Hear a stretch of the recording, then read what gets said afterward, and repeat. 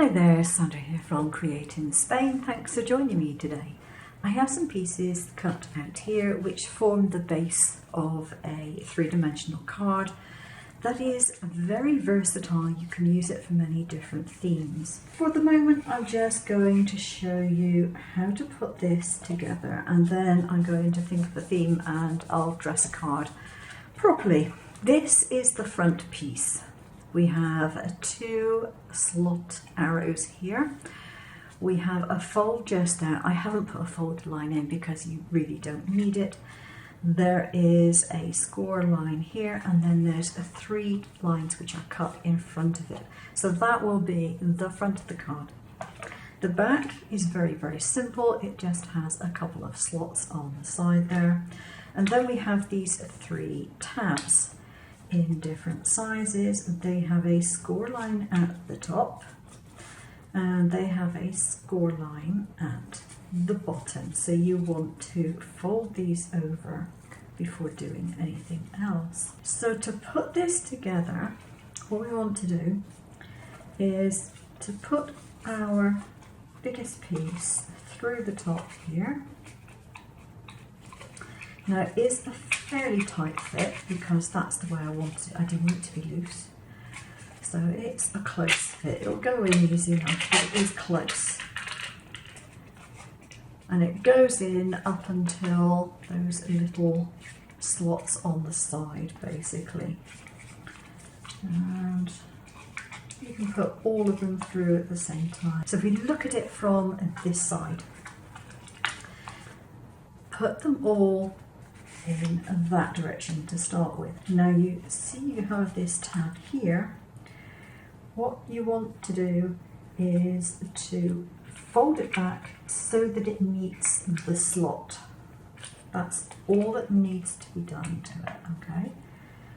So put some glue on here, not too much. See where your slot is and then put it down so that it meets it. And you can use something slim inside there to make sure that it does that. Now ideally you want to make sure this is well and truly stuck down before you do anything else. But what you're going to do is to then press so that you get a fold going in that direction. Then you're going to move it backwards and you're going to allow it to fold in that direction.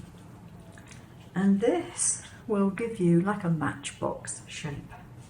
So that is how they are all done. They are done in exactly the same way for each of them. So a little bit of glue just there. Fold that back to the slot, and in fact on the second one it's easier because you can fold it to that edge. Make sure it's stuck down properly for a moment, and then from the base press down and allow it to fold flat. We do the same for the last one. If you wish to, you can put some glue on here, stick that down, and on that one stick that down. You don't have to do it, but you can.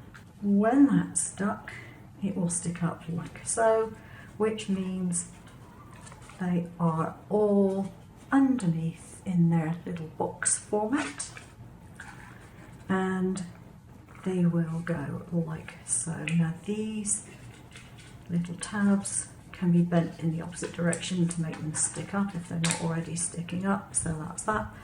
And that is the basic format for the front of the card. So now what you want to do is to put some double-sided tape or glue, whichever it is that you want to use. Just make sure that the glue is not going to wrinkle anything. You line up this with the top and you stick it down. And then you can decorate your card. Just post it flat like that. Now whoever gets it will instantly see these and a slit there and think, Yeah, all I've got to do is pop that into there, which is exactly what you do. One little tip if you're making these is to decide what size envelope you're actually going to post it in. And then I would draw around the envelope, and then when you're putting your pieces on, you can make sure that it fits in within that space. Now, being as it's an SVG file or an FCM file, you can, of course, downsize this if you wish, but I think this is quite a nice size. So here is a Halloween themed card that I've done with the same base, but I've done it in obviously a different colour. And on here we got a lot of different elements. I did have even more elements, but I didn't put all of them on because there literally wasn't room. So I have a witch. This is one of my own designs. Drew that one in Procreate. We have a bat. We have a sort of haunted house back here. We have a monster who's obviously taking his arm off. Strange things happen. And the Rest in Peace tombstone, that's one of mine. We've got a hand coming up. We have a couple of cats and we have a skeleton. We have a rather evil looking pumpkin there.